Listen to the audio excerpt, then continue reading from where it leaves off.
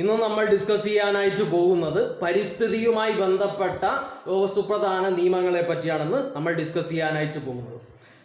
അതുമായിട്ട് ബന്ധപ്പെട്ട് രണ്ട് കാര്യങ്ങൾ അറിയണം. ഒന്നാമത്തത് ആർട്ടിക്കിൾ 48A. ആർട്ടിക്കിൾ 48Aയിൽ എന്താണ് പ്രതിപാദിച്ചിരിക്കുന്നത് എന്ന് ചോദിച്ചു കഴിഞ്ഞാൽ, പരിസ്ഥിതിയെ സംരക്ഷിക്കേണ്ടത്, വൈൽഡ് ലൈഫിനെ സംരക്ഷിക്കേണ്ടത് സ്റ്റേറ്റിൻ്റെ ഡ്യൂട്ടി ആണ് എന്ന് പറയുന്ന ഒരു ആർട്ടിക്കിളാണ് ആർട്ടിക്കിൾ 48A എന്ന് പറയുന്നത്.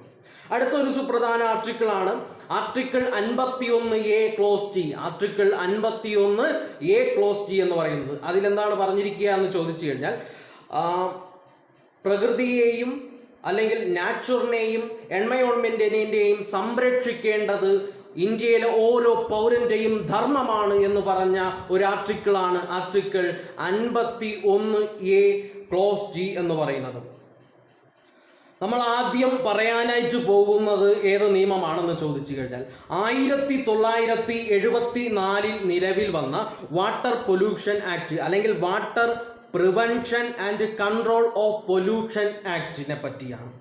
ഈ ആക്ട് എന്നാണ് നിലവിൽ വന്നത് എന്ന് ചോദിച്ചാൽ 1974 ഈ ഒരു ആക്ട് അല്ലെങ്കിൽ വാട്ടർ പൊല്യൂഷൻ ആക്ട് നിലവിൽ വന്നത്. ഇത് 1988 ആയപ്പോഴേക്കും ഇതിനെ അമെൻമെൻറ്റ് ചെയ്യുകയുണ്ടായി. ഈ ഒരു നിയമത്തിൽ എന്താണ് പറയുക എന്ന് ചോദിച്ചു കഴിഞ്ഞാൽ, നോയ്സിയസ് അല്ലെങ്കിൽ പൊല്യൂഷൻ ആയിട്ടുള്ള സബ്സ്റ്റൻസുകളെ അല്ലെങ്കിൽ പോയ്സൺ ആയിട്ടുള്ള സബ്സ്റ്റൻസുകളെ വാട്ടർ ബോഡീസിലേക്ക് ഡിസ്ചാർജ് ചെയ്യരുത്, അല്ലെങ്കിൽ വാട്ടർ ബോഡീസിൽ പൊല്യൂഷൻ ആയിട്ടുള്ള സബ്സ്റ്റൻസിനെ കലർത്തരുത്, അങ്ങനെ കലർത്താൻ പാടില്ല എന്ന് പറയുന്ന ഒരു നിയമമാണ് നമ്മുടെ 1974 നിലവിൽ വന്ന വാട്ടർ പൊല്യൂഷൻ ആക്ട് എന്ന് പറയുന്നത്. ഇതിൻ്റെ മറ്റൊരു പ്രത്യേകതയാണ്, സെൻട്രൽ ആൻഡ് സ്റ്റേറ്റ് പൊല്യൂഷൻ ബോർഡുകളെ നിർമ്മിക്കാൻ കാരണമായ നിയമം ഏതാണ് എന്ന് ചോദിച്ചു കഴിഞ്ഞാൽ അത് നമ്മുടെ വാട്ടർ പൊല്യൂഷൻ ആക്ട് 1974 ആണ്. അപ്പോൾ ഞാൻ പറഞ്ഞു 1974 കൊണ്ടുവന്ന വാട്ടർ പൊല്യൂഷൻ ആക്ട് പ്രകാരമാണ് സെൻട്രൽ ആൻഡ് സ്റ്റേറ്റ് പൊല്യൂഷൻ ബോർഡുകൾ സ്ഥാപിതമായെന്ന് പറഞ്ഞു. അപ്പോൾ ഈ സെൻട്രൽ ആൻഡ് സ്റ്റേറ്റ് പൊല്യൂഷൻ ബോർഡുകളുടെ ധർമ്മം എന്താണെന്ന് ചോദിച്ചു കഴിഞ്ഞാൽ, ഒന്നാമത്തത് regulation of level of pollution, പൊല്യൂഷൻ്റെ ലെവൽ നിശ്ചയിക്കുക, അല്ലെങ്കിൽ regulation of level of pollution ഒന്നാമത്തെ ധർമ്മം. രണ്ടാമത്തെ ധർമ്മം എന്താണെന്ന് ചോദിച്ചാൽ, പൊല്യൂഷനെ തടയുക അല്ലെങ്കിൽ മലിനീകരണത്തെ തടയാൻ വേണ്ടി പ്ലാനിങ്ങുകളും മറ്റ് കോർഡിനേഷനും നടത്തുക, അതിനു വേണ്ടിയുള്ള പ്രോഗ്രാമുകളൊക്കെ കോർഡിനേറ്റ് ചെയ്യുക അല്ലെങ്കിൽ ഇത്തരത്തിലുള്ള പ്ലാനിങ്ങുകൾ നടത്തുക. അതാണ് രണ്ടാമത്തെ ധർമ്മം എന്ന് പറയുന്നത്. മൂന്നാമത്തെ ധർമ്മം എന്താണെന്ന് ചോദിച്ചു കഴിഞ്ഞാൽ, ഈ പൊല്യൂഷൻ ഉണ്ടാക്കുന്നതിന് കാരണമായിട്ടുള്ള ഇൻഡസ്ട്രീസ് ഉണ്ട്, ആ ഇൻഡസ്ട്രീസിനൊക്കെ ക്ലിയറൻസ് സർട്ടിഫിക്കറ്റ് നൽകുക. ഇതാണ് ഏറ്റവും പ്രധാനമായിട്ടുള്ള ഈ പൊല്യൂഷൻ കൺട്രോൾ ബോർഡ്സിൻ്റെ പ്രധാനപ്പെട്ട ധർമ്മങ്ങൾ എന്ന് പറയുന്നത്. ഒരിക്കൽ കൂടി പറയാം, പൊല്യൂഷൻ കൺട്രോൾ ബോർഡിൻ്റെ ധർമ്മങ്ങൾ എന്താണെന്ന് ചോദിച്ചു കഴിഞ്ഞാൽ, regulation of level of pollution ഒന്നാമത്തെ ധർമ്മം.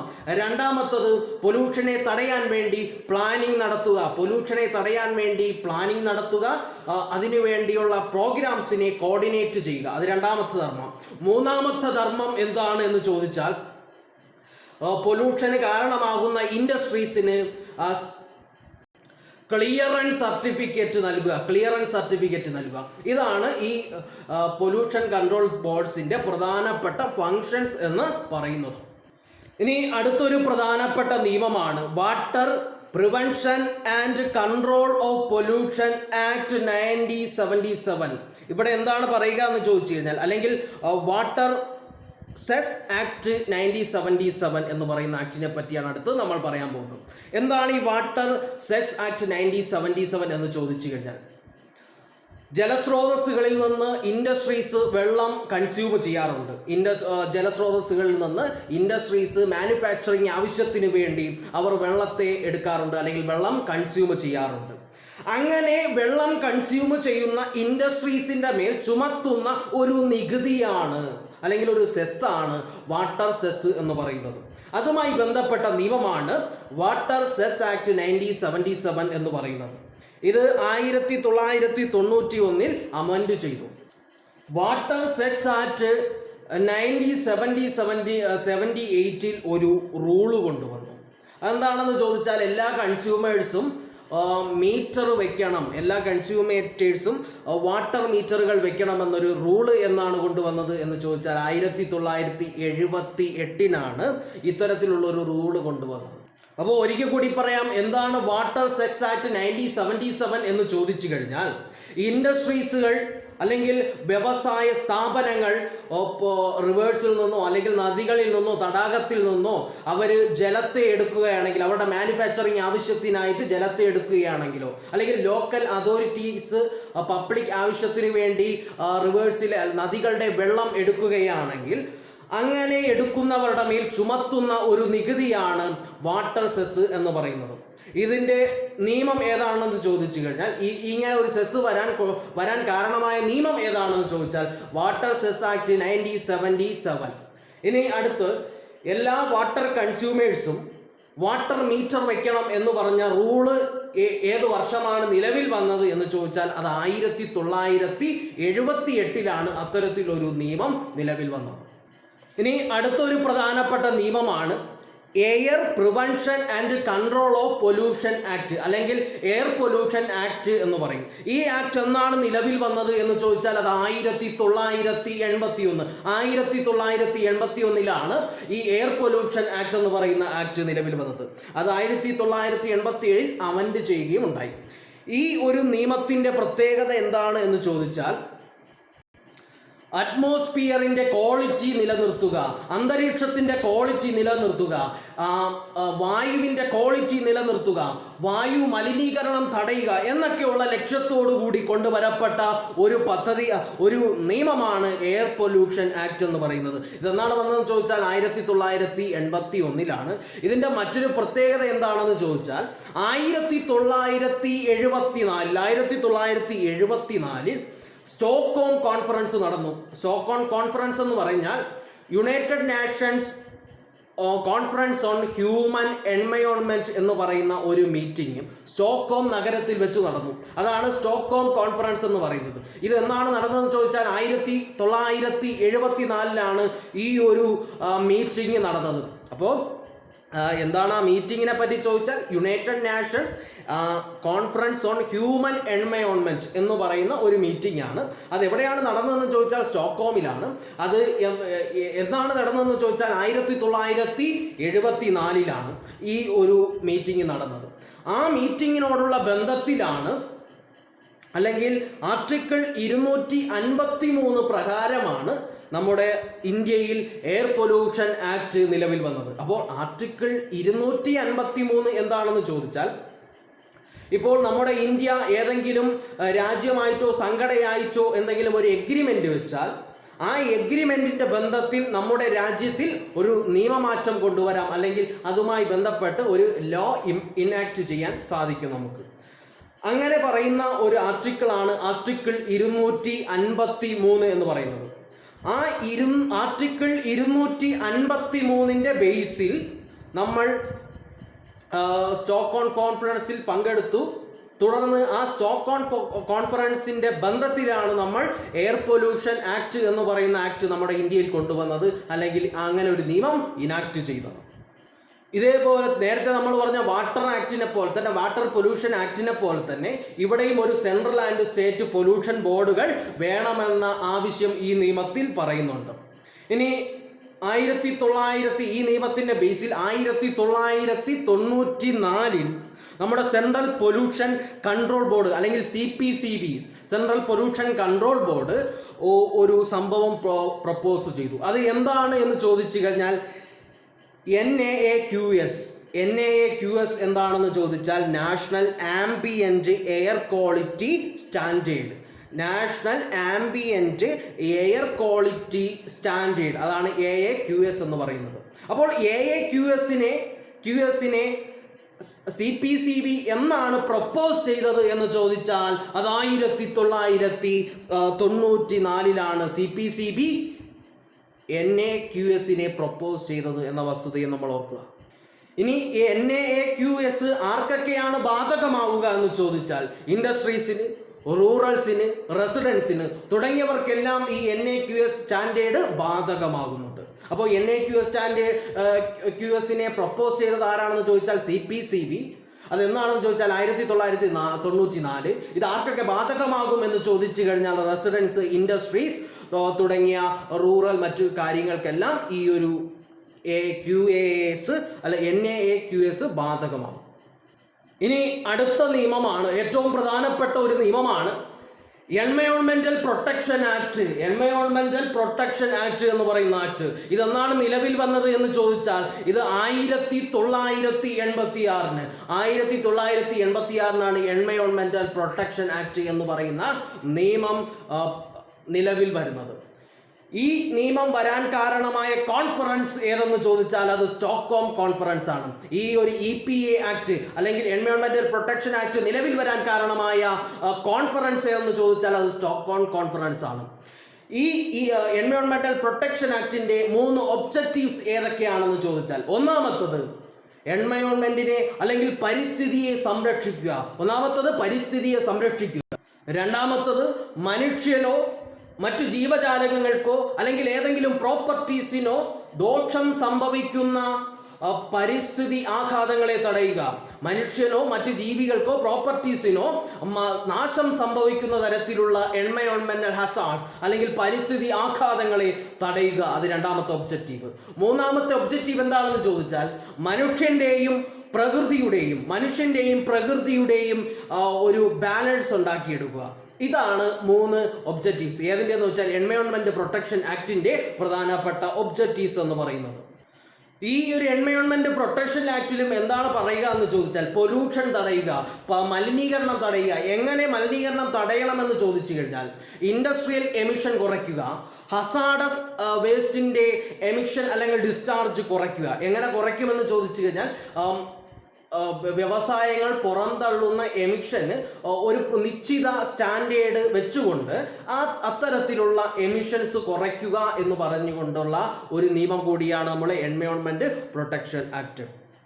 ഈ ഒരു നിയമപ്രകാരം സെൻട്രൽ ഗവൺമെന്റിന്റെ റെസ്പോൺസിബിലിറ്റി എന്താണെന്ന് ചോദിച്ചു കഴിഞ്ഞാൽ എയർ, വാട്ടർ ആൻഡ് സോയിൽ എന്നീ 3 കാര്യങ്ങളുടെ സ്റ്റാൻഡേർഡ് കീപ്പ് ചെയ്യുക. ഓരോ സ്ഥലത്തിനനുസരിച്ച് അവിടുത്തെ വാട്ടറിൻ്റെയും സോയിലിൻ്റെയും എയറിൻ്റെയും സ്റ്റാൻഡേർഡ് കീപ്പ് ചെയ്യുക. ഒന്നാമത്തെ ഫങ്ഷൻ അല്ലെങ്കിൽ ഒന്നാമത്തെ റെസ്പോൺസിബിലിറ്റി. രണ്ടാമത്തെ റെസ്പോൺസിബിലിറ്റി എന്താണെന്ന് ചോദിച്ചു കഴിഞ്ഞാൽ ഈ പൊല്യൂഷന് കാരണമാകുന്ന ഇൻഡസ്ട്രീസ് ഉണ്ട്. ആ ഇൻഡസ്ട്രീസിനെ എപ്പോഴും എന്തോ ചെയ്യുക, ഇൻസ്പെക്ഷൻ നടത്തിക്കൊണ്ടിരിക്കുക. അങ്ങനെ പൊല്യൂഷന് കാരണമാകുന്ന വ്യവസായങ്ങളെ എപ്പോഴും ഇൻസ്പെക്ഷൻ നടത്തിക്കൊണ്ടിരിക്കുക.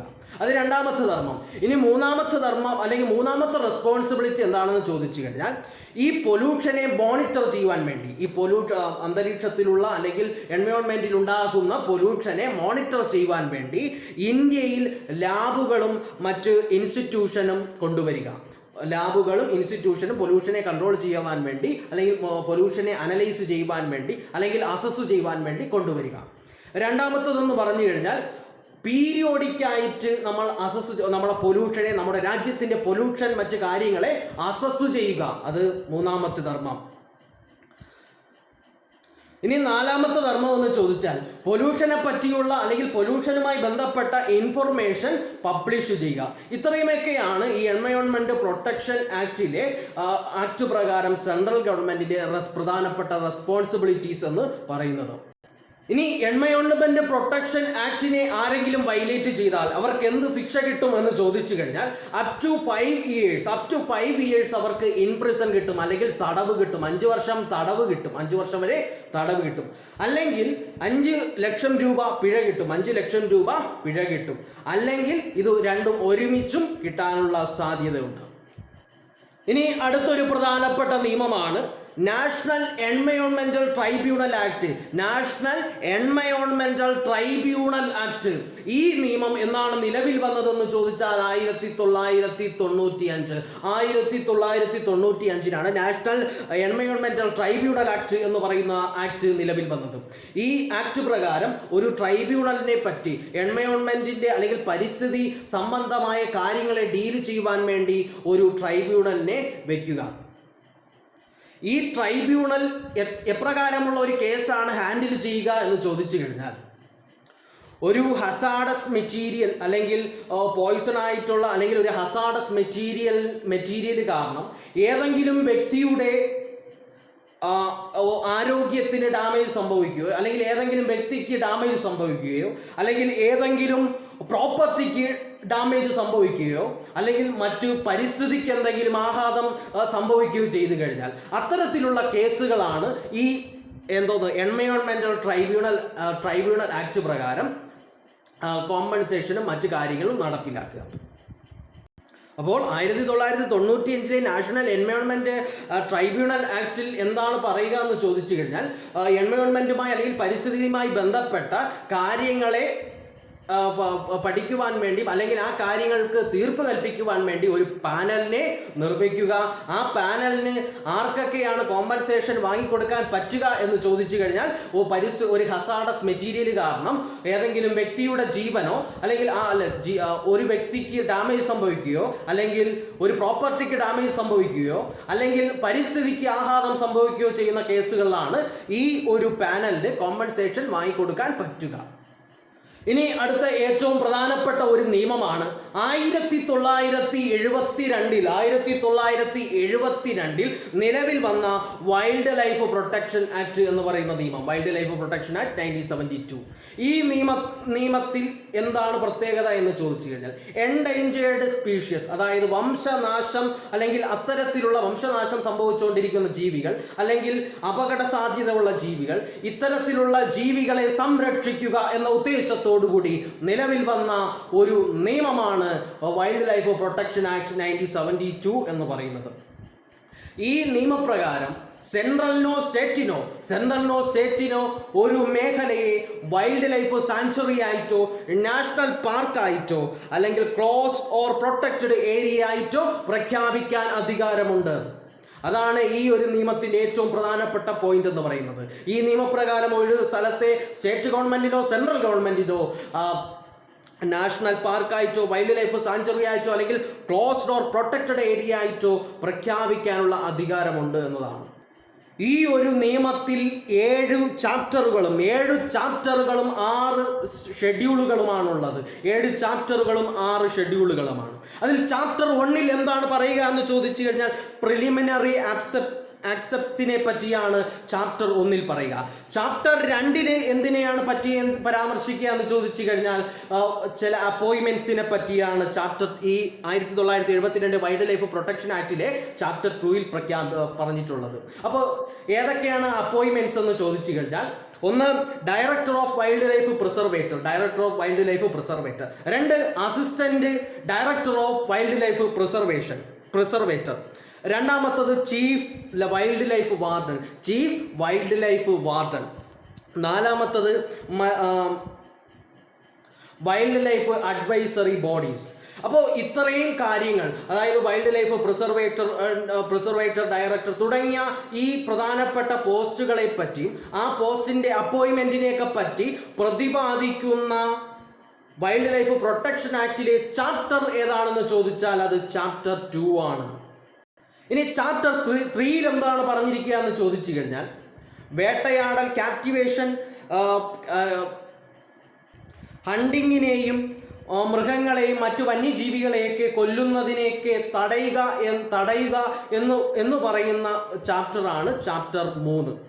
ഇനി ചാപ്റ്റർ 4 എന്താണ് പറയുക എന്ന് ചോദിച്ചാൽ, ചാപ്റ്റർ 4 എന്ന് പറഞ്ഞത് വളരെ പ്രധാനപ്പെട്ട ഒന്നാണ്. ചാപ്റ്റർ 4 വൈൽഡ് ലൈഫ് സാങ്ച്വറിയെ പറ്റിയും വൈൽഡ് ലൈഫ് സാങ്ച്വറീസിനെ പറ്റിയും നാഷണൽ പാർക്കിനെ പറ്റിയും ഗെയിം റിസർവ്സിനെ പറ്റിയും ക്ലോസ്ഡ് ഏരിയസിനെയൊക്കെ പറ്റി പ്രതിപാദിച്ചിരിക്കുന്നത്. അപ്പോൾ പരീക്ഷയ്ക്ക് ചോദ്യം ചോദിക്കാം, 1972 വൈൽഡ് ലൈഫ് പ്രൊട്ടക്ഷൻ ആക്ടിൽ വൈൽഡ് സാങ്ച്വറീസിനെ പറ്റിയും നാഷണൽ പാർക്സിനെ പറ്റിയും ക്ലോസ്ഡ് ഏരിയസിനെയൊക്കെ പറ്റി പ്രതിപാദിക്കുന്ന ചാപ്റ്റർ ഏതാണെന്ന് ചോദിച്ചാൽ അത് ചാപ്റ്റർ 4 ആണ്. ഇനി ചാപ്റ്റർ 5 കാര്യം എടുക്കാം. ചാപ്റ്റർ 5 കാര്യം, ചാപ്റ്റർ 5 എന്താണ് പറഞ്ഞിരിക്കുക എന്ന് ചോദിച്ചു കഴിഞ്ഞാൽ, ഈ എൻഡേഞ്ചേർഡ് ആയിട്ടുള്ള സ്പീഷീസിനെ കടത്തുകയോ അല്ലെങ്കിൽ വ്യാപാരം ചെയ്യുകയോ തുടങ്ങിയ കാര്യങ്ങളാണ് ചാപ്റ്റർ 5 പറയുന്നത്. ചാപ്റ്റർ 6 എന്താണ് പറയുക എന്ന് ചോദിച്ചു കഴിഞ്ഞാൽ പ്രിവെൻഷൻ ആൻഡ് ഡിറ്റക്ഷൻ ഓഫ് ഒഫൻസിനെ പറ്റിയാണ് ചാപ്റ്റർ 6 പറയുക. ചാപ്റ്റർ 7 വരുമ്പോൾ മിസലേനിയസ് ആസ്പെക്റ്റിനെ പറ്റിയാണ് പറയുക. അപ്പോൾ ഇത്രയും കാര്യങ്ങളാണ് 1972 വൈൽഡ് ലൈഫ് പ്രൊട്ടക്ഷൻ ആക്ടിൻ്റെ പ്രധാനപ്പെട്ട ചാപ്റ്റേഴ്സ് എന്ന് പറയുന്നത്. ഇനി 1972 വൈൽഡ് ലൈഫ് പ്രൊട്ടക്ഷൻ ആക്ട് ആരെങ്കിലും വൈലേറ്റ് ചെയ്തു കഴിഞ്ഞാൽ അവർക്ക് എപ്രകാരമുള്ള ശിക്ഷയാണ് കിട്ടുക എന്ന് ചോദിച്ചാൽ 6 വർഷം വരെ തടവും 20 ലക്ഷം വരെ പിഴയും കിട്ടുന്ന കുറ്റമാണ് വൈൽഡ് ലൈഫ് പ്രൊട്ടക്ഷൻ ആക്റ്റിൽ ഉള്ളത്. ഇനി ഇതിൻ്റെ പ്രത്യേകത എന്താണെന്ന് ചോദിച്ചാൽ ഇങ്ങനെ പിടിക്കപ്പെടുന്ന വ്യക്തിയെ ആംസ് ആക്ട് 1959 പ്രകാരം അദ്ദേഹത്തെ ഡിസ്ക്വാളിഫിക്കേഷൻ ആക്കും. അദ്ദേഹത്തെ 5 വർഷത്തേക്ക് അല്ലെങ്കിൽ 5 വർഷ കാലയളവിൽ അദ്ദേഹത്തെ ഡിസ്ക്വാളിഫിക്കേഷനാണ്. അങ്ങനെ പിടിക്കപ്പെടുന്ന വ്യക്തിയെ ഡിസ്ക്വാളിഫൈ ചെയ്യും. അതാണ് ഇതിൻ്റെ പ്രത്യേകത. ഇനി അടുത്തൊരു പ്രധാനപ്പെട്ട നിയമമാണ് ഫോറസ്റ്റ് കൺസർവേഷൻ ആക്ട്. ഇത് എന്നാണ് നിലവിൽ വന്നത് എന്ന് ചോദിച്ചാൽ 1980 ഫോറസ്റ്റ് കൺസർവേഷൻ ആക്ട് നിലവിൽ വന്നത്.